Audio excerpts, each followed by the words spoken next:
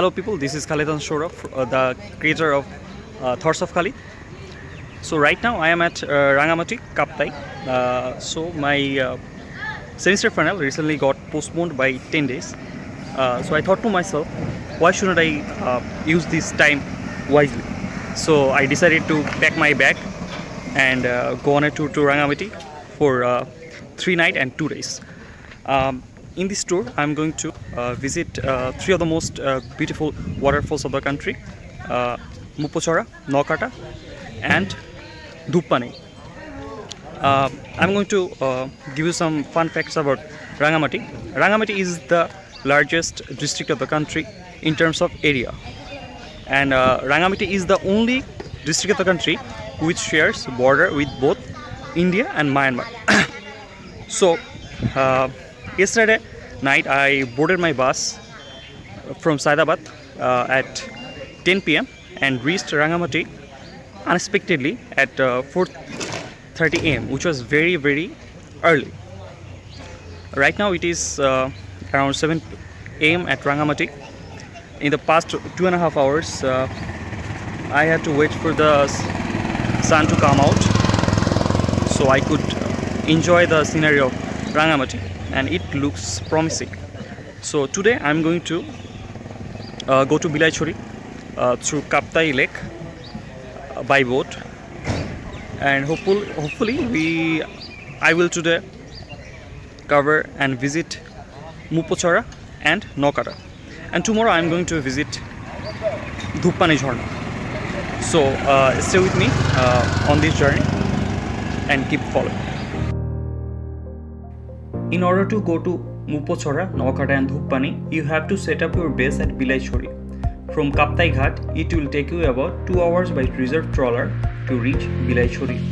I will talk about trawler cost and all the other cost of the tour at the end of the video. So our trawler started its journey for Bilaichori at 8 a.m. You have to check yourself in an army checkpost while traveling to Bilaichori. You have to submit a copy of your NID card or birth certificate or student ID card if you are a Bangladeshi. If you are a foreigner, you have to submit your visa copy. You have to check yourself into another 2 checkposts on the way to Dhuppani as well. You have to submit a copy of document at your resort too. So a total of 4 copies of document will be needed. On the whole journey, the beauty of Kaptai Lake will absolutely amaze you. Let me tell you some facts about Kaptai Lake. Kaptai Lake is the largest man-made lake of Bangladesh. This was created by damming the river Kornofuli near Kaptai town in Chittagong hill tracts. As the morning went on, the sun became brighter and the clouds hanging over the small mountains of Kaptai Lake slowly vanished. After reaching Bilaichori, we checked into a resort for the night and got ready to go to Muppochora and No-kata. 3/4 pant and trekking sandals will help you a lot on this type of extreme journey. From Bilaichori Ghat, it will take you approximately 20 or 25 minutes to reach the ghat which leads to No-kata and Muppochora. You will not need a local guide here. Your boatman can act as your guide. Generally, it will take you about 1 hour to reach the No-kata waterfall by trekking. The Muppochora waterfall is not far away from No-kata, just 30 minutes away. After walking through Chiripot and hilly roads, the water flow of the waterfalls will rid you of all your tiredness. Day 1 ends here. See you tomorrow morning.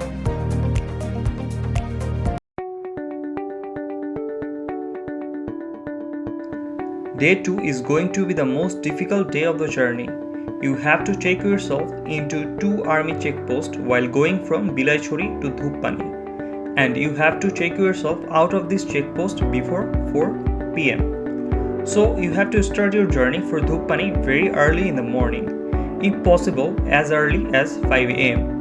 We started our journey for Dhuppani at 6 a.m. We reached the Dhuppani Ghat at 8:30 a.m.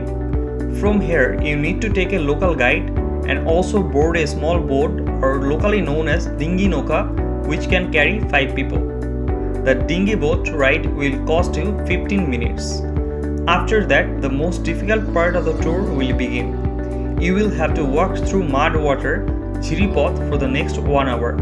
After that, you will have to climb up and down through 4 small and big hills for the next 1.5 hours. These are known as Dhuppani mountains. Just before reaching Dhuppani waterfall, you will find an Adivashi para where you can rest for a bit. We reached Dhuppani waterfall at about 11 am, and the Dhuppani waterfall was truly stunning. It made the 2.5 hour trekking satisfying. This is where our journey officially ended.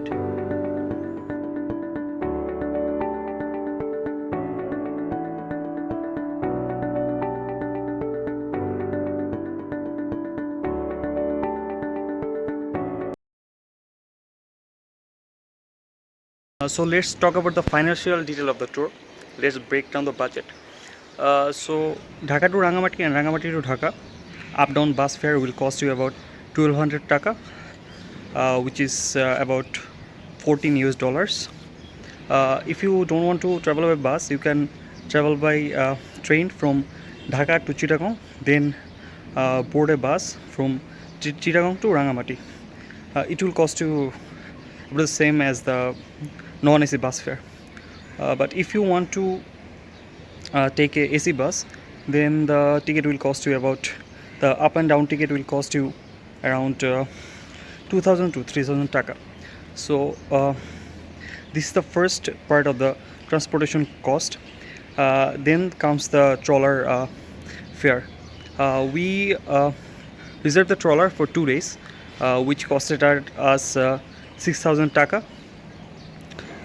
And if I include the small boat fare, which is 60 taka per person, and the guide fare, it will come around 550 taka per person, which is about once again 13 or 14 US dollars. So the main portion or the large portion of the tour budget will be taken by the transportation cost. And remember, the trawler is going to be your only mode of transportation for the 2 days you are going to stay at Kaptai. Whether it is to go from Kaptai to Bilaichuri, from Bilaichuri to Dhuppani, from Bilaichuri to Muppochora, you have to travel by trawler. So it is very important that you strike a good bargain while selecting the trawler fare. Now let's come to the cost of the meal. So 6 meals in 2 days, which is around 600 taka per person.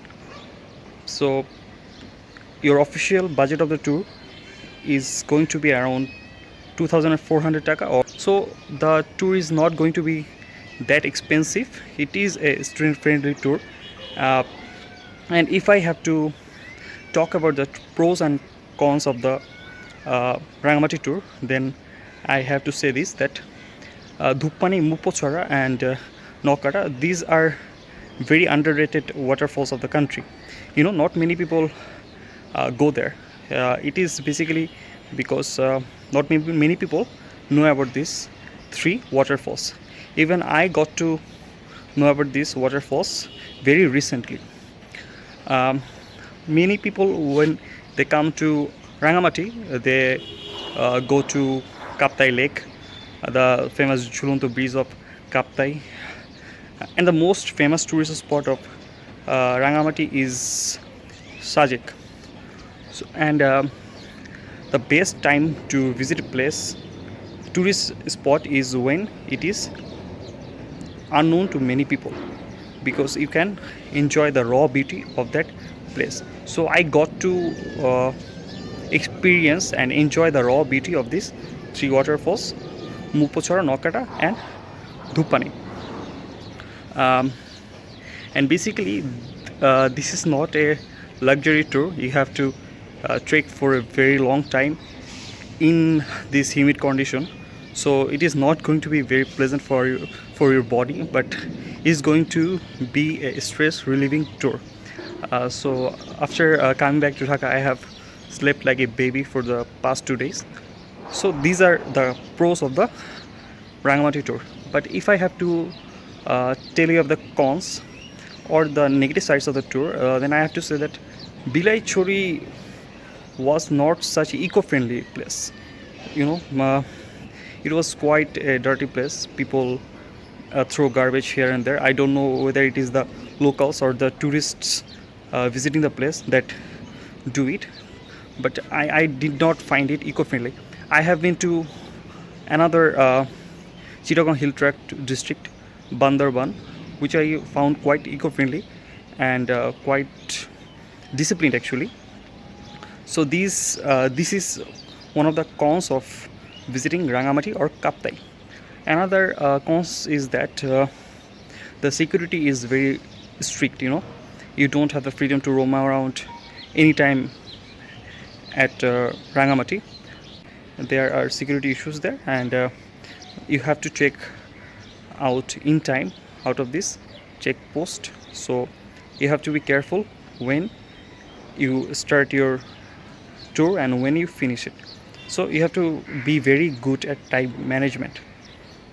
So these are basically the pros and cons of the tour, and the reason behind making this blog is that to let people know about the beautiful sights of Bangladesh.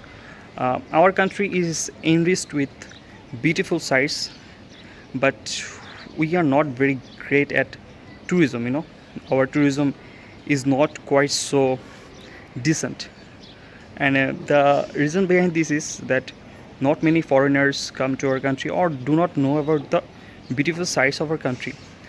Even when foreigners come to our country, they visit places like Cox's Bazar, which is quite convenient because people know it as the largest sea beach in the world.